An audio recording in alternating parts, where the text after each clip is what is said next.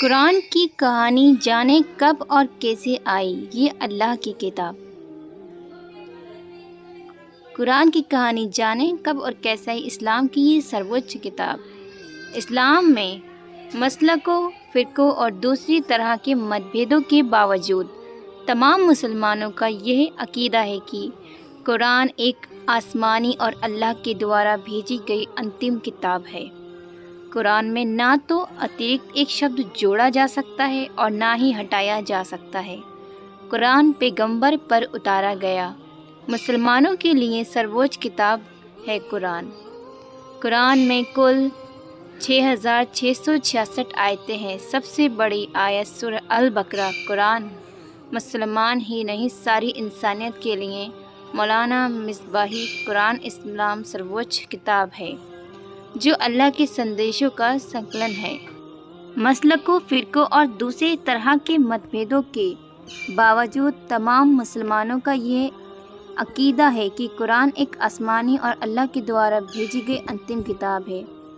اس سے اللہ نے اپنے فرشتے جبرائیل کے ذریعے پیغمبر اسلام حضرت محمد صاحب تک پہنچایا۔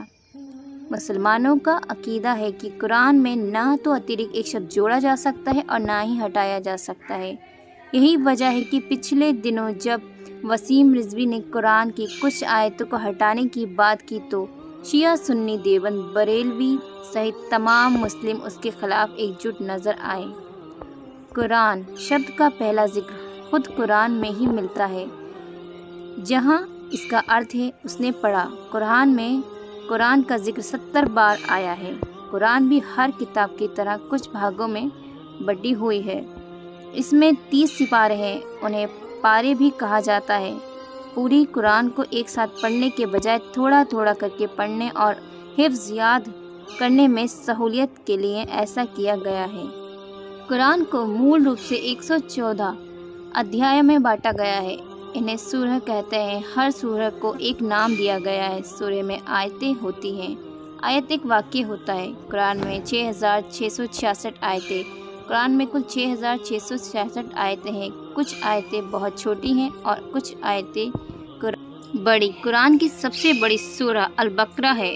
اس میں 286 آیتیں ہیں۔ سب سے چھوٹی سورہ الکوثر ہے۔ اس میں صرف 3 آیتیں ہیں۔ اس کے علاوہ قرآن میں کل 540 رکوع، 14 سجدے، 86,423 شبد، 32,376 اکچر اور 25 نبیوں و رسولوں کا ذکر کیا گیا ہے۔ مسلم سمدائے کے تمام فرقے اس بات پر ایکمت ہیں کہ یہ اللہ کی بھیجی ہوئی کتاب ہے جس پر کسی طرح کا شک یا سندے نہیں کیا جا سکتا۔ اللہ نے جبرائیل کے ذریعے پہلی بار قرآن کو پیغمبر حضرت محمد پر نازل کیا جب پیغمبر پہاڑوں میں حرا کی گفا میں عبادت کر رہے تھے۔ اس کے بعد قرآن کو پیغمبر حضرت محمد پر اللہ نے تھوڑا تھوڑا کر کے 23 سالوں میں نازل کیا۔ دوسرا عقیدہ یہ ہے کہ یہ ایک مکمل کتاب ہے جس میں کبھی کوئی چھیڑ چھاڑ یا بدلاؤ نہیں ہوئے اور نہ بھوشیہ میں ہو سکتے ہیں، لہٰذا کوئی بھی اس میں کسی طرح کی کاٹ چھانٹ کر ہی نہیں سکتا۔ تیسرا عقیدہ یہ ہے کہ اللہ نے خود اس کتاب کی حفاظت کی ذمہ داری لی۔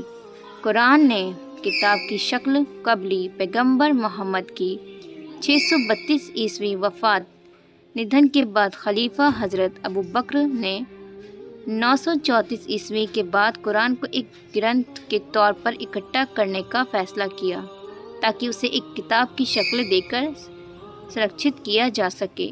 زید بن ثابت 655 عیسوی قرآن کو اکٹھا کرنے والے پہلے ویکتی تھے کیونکہ وہ اللہ کے نبی محمد کے دوارا پڑھی گئی آیتوں اور سوروں کو لکھا کرتے تھے۔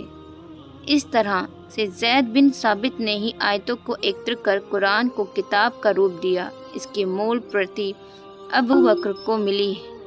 وہی شیعہ مسلم سمدائے کے مطابق علی ابن ابو طالب نے محمد کے وفات کے ترنت بعد قرآن کا ایک پورن سنکلن سنکلت کیا۔ قرآن رمضان میں آسمان سے اتاری گئی۔ قرآن کی سورہ البقرہ کی آیت 185 میں اللہ فرماتے ہیں کہ رمضان وہ مہینہ ہے جس میں آسمان سے قرآن کو اتارا گیا۔ رمضان کے مہینے کی وہ رات کون سی تھی، اسے صاف صاف نہیں بتایا گیا ہے۔ حالانکہ علماء اسے لے کر انمان لگاتے ہیں کہ رمضان کے آخری عشرہ میں یعنی انتم 10 دنوں میں طاق راتیں جیسے 21، 23، 25، 27 اور 29 میں سے کوئی ایک رات جس میں قرآن نازل ہوئے، اس لیے رمضان کو تعلیم کا مہینہ مانا جاتا ہے۔ آسمانی کتاب قرآن، تراویح نماز میں قرآن، رمضان میں پڑھی جانے والی وشیش نماز کو تراویح نماز کہا جاتا ہے۔ اسے رمضان کے چاند نکلنے سے لے کر عید کے چاند نکلنے تک رات عشاء کی نماز کے بعد پڑھا جاتا ہے۔ اس نماز میں قرآن سننے کا آیوجن کیا جاتا ہے تاکہ لوگ خود قرآن کی بات کو سن کر اس پر عمل کریں اور اپنے جیسے دوسرے انسانوں تک ان باتوں کو پھیلائیں۔ قرآن میں زندگی گزر بسر کرنے کے اللہ نے طریقے بتائے ہیں۔ اسلامک شریعت قرآن اور حدیث پر آدھارت ہے۔ قرآن پر ایمان رکھنا ہر مسلمان کے لیے ضروری بتایا گیا ہے۔